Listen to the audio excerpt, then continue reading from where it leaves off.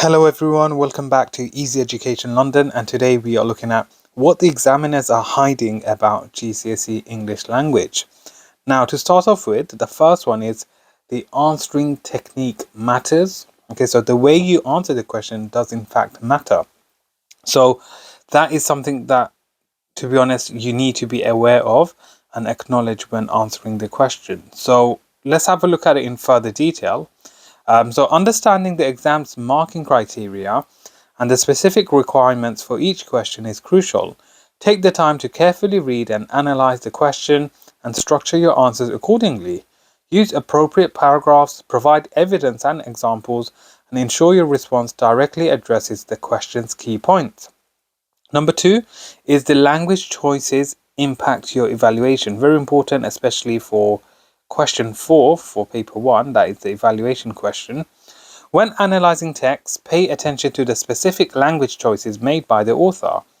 These choices can have a significant impact on the overall meaning, tone, and effect of the text. Highlight and discuss interesting or significant language features such as connotations, figurative language, and persuasive techniques. Number three, you may have heard your teacher say this before: quality over quantity. It's not about how much you write, but rather the quality of your response.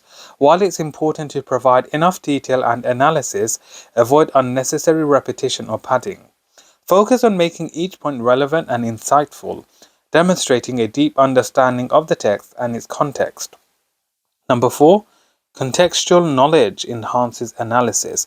Now be cautious with this, because while the exam focuses on the text itself, having contextual knowledge about the author, historical period, or social background can deepen your analysis.